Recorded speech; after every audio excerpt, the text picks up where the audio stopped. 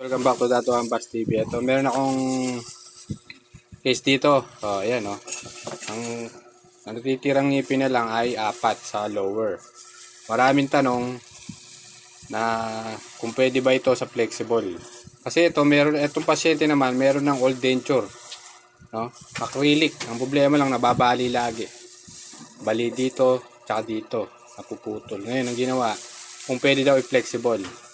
Depende yan. Pwede yan kung yung technician nyo marunong. May mga iba kasing flexible na gumagawa ng flexible, sobrang higpit.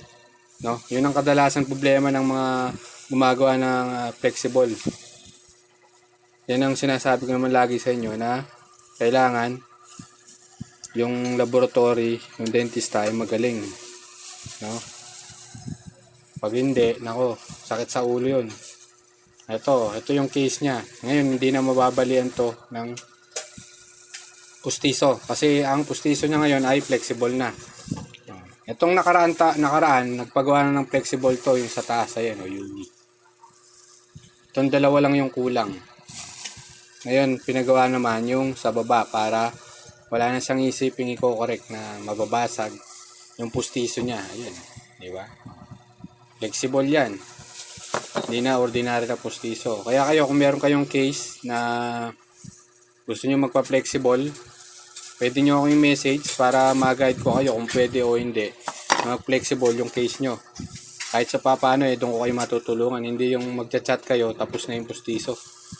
Wala na tayong magagawa. Kahit sabihan ko man kayo, hindi na natin mababago yung ginawang postiso. Kasi napakamahal ng flexible.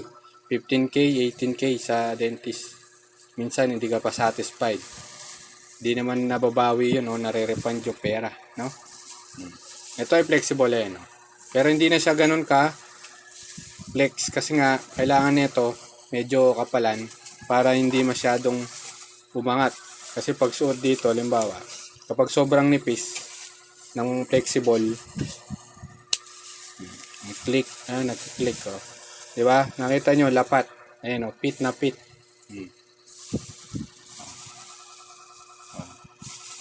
Kasi pag ninipis mo masyado dito, aangat, nakaganon. Ito, nakaganyan, nakaangat, hindi lapat. Yun lang guys. Thanks for watching. Bye-bye.